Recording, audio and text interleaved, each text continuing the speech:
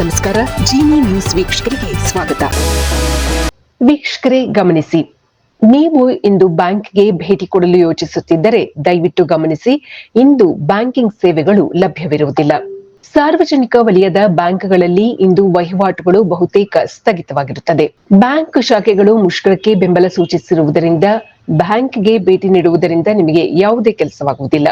ಹಣದ ತುರ್ತು ಅಗತ್ಯವಿದ್ದರೆ ಅಥವಾ ವರ್ಗಾವಣೆ ಮಾಡಬೇಕಿದ್ದರೆ ನೆಟ್ ಬ್ಯಾಂಕಿಂಗ್, ಮೊಬೈಲ್ ಆಪ್ಗಳು ಅಥವಾ ಯುಪಿಐ ಅನ್ನು ಬಳಸಬಹುದಾಗಿದೆ.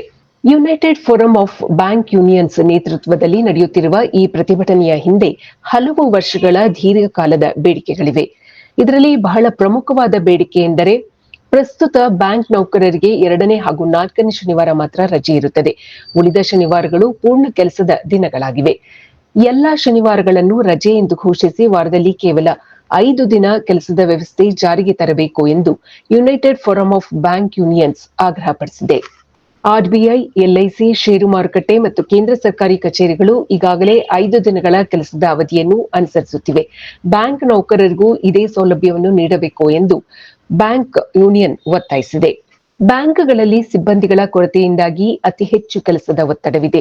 ಇದನ್ನು ನಿವಾರಿಸಲು ತಕ್ಷಣವೇ ಹೊಸ ನೇಮಕಾತಿಗಳನ್ನು ಮಾಡಿಕೊಳ್ಳಬೇಕು ಮತ್ತು ನೌಕರರ ಮಾನಸಿಕ ಮತ್ತು ದೈಹಿಕ ಆರೋಗ್ಯದ ದೃಷ್ಟಿಯಿಂದ ವಾರಾಂತ್ಯದ ರಜೆ ಅಗತ್ಯವೆಂದು ಸಂಘಟನೆಗಳು ತಿಳಿಸಿವೆ. ಜನವರಿ 23ರಂದು ಕೇಂದ್ರ ಕಾರ್ಮಿಕ ಆಯುಕ್ತರ ನೇತೃತ್ವದಲ್ಲಿ ನಡೆದ ಸಂಧಾನ ಸಭೆಯಲ್ಲಿ ಸರ್ಕಾರದಿಂದ ಯಾವುದೇ ಸ್ಪಷ್ಟ ಭರವಸೆ ಸಿಗಲಿಲ್ಲ. ಹಾಗಾಗಿ ಅನಿವಾರ್ಯವಾಗಿ ಇಂದು ಮುಷ್ಕರ ನಡೆಸುತ್ತಿದ್ದೇವೆ ಎಂದು ಸಂಘಟನೆಗಳು ತಿಳಿಸಿವೆ.